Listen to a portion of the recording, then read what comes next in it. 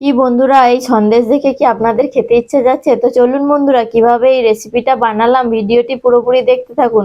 প্রথমেই সিদ্ধ আলু নিয়ে নিয়েছি দুটি এবং ভালো করে মিশিয়ে নিচ্ছি। মিশানো কমপ্লিট হয়ে গিয়েছে। এবার আমি নারকেলটা কুড়ে নেব। নারকেল কোড়া কমপ্লিট। আমি মিক্সচার মেশিনে নারকেল কোড়াটিকে মিক্স করে নিয়েছি এবং আলুর সেদ্ধর সাথে ভালো করে মিশিয়ে দেব। তার সাথে অ্যাড করে দিচ্ছি আমুল দুধ পাউডার এবং তারপরে দিয়ে দিচ্ছি চিনি। দিয়ে পুরো মিক্স করে নেব। অল্প কিছুটা মিক্স করার পরে আমি যেই কড়াটিতে বানাবো সেই কড়াটিতে ঢেলে আবারও কিছুটা ভালো করে মিক্স করব।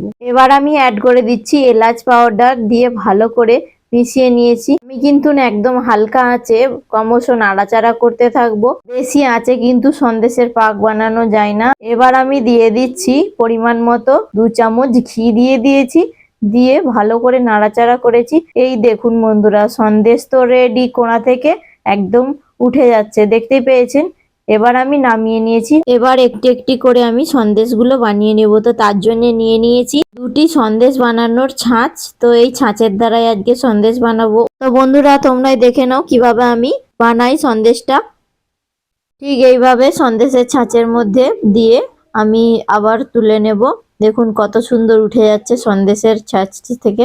আর হেভি সুন্দর লেগেছে, ডিজাইনটা ব্যাপক লেগেছে। তো বন্ধুরা, সব একই রকম করে সন্দেশ তৈরি করে নিয়েছি। তো বন্ধুরা, আজকের মতন এই ভিডিওটি এখানেই শেষ করছি। দেখা হচ্ছে কোনো ইউনিক ভিডিওর সাথে।